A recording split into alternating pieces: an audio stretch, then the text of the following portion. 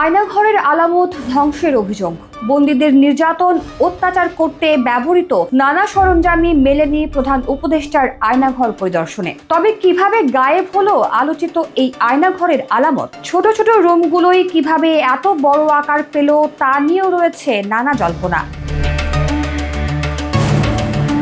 আয়নাঘর বলতেই মাথায় আসে ছোট্ট খুপড়ি, গা ছমছম পরিবেশ, আলোহীন একটি কামরা, একদমই বসবাসের অযোগ্য, যা বাইরের জগৎ থেকে পুরাই আলাদা। কোথায় আছেন, দিনের কোন সময় পার করছেন, জানারও সুযোগ নেই। কোনো কোনো কক্ষ সাউন্ড প্রুফ। অভিযোগ, সাবেক প্রধানমন্ত্রী শেখ হাসিনার শাসনামলে ভিন্নমত দমনে গড়ে ওঠে এসব সেল, যা পরিচিত আয়নাঘর বা গোপন বন্দিশালা হিসেবে।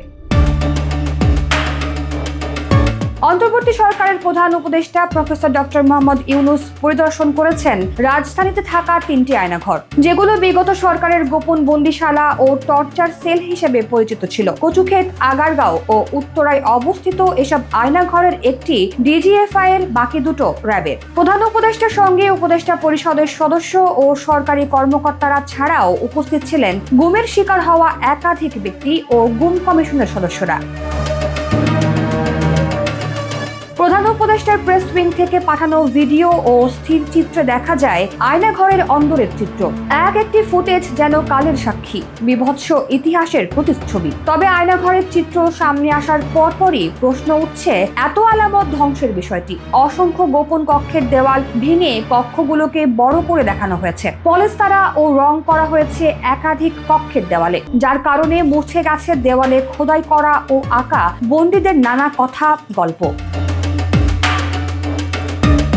আয়নাঘর পরিদর্শনে উপস্থিত এক সাংবাদিকের দাবি, আইন শৃঙ্খলায় নিয়োজিত কিছু বাহিনী ও গোয়েন্দা সদস্যরা তাদের ইমেজ রক্ষার্থে মুছে দিয়েছেন এখানকার বহু আলামত। গায়েব করেছেন টর্চার সেলের বিভিন্ন সরঞ্জাম, যেগুলো আছে সেগুলো অকেজো করে ফেলা হয়েছে বলেও রয়েছে অভিযোগ।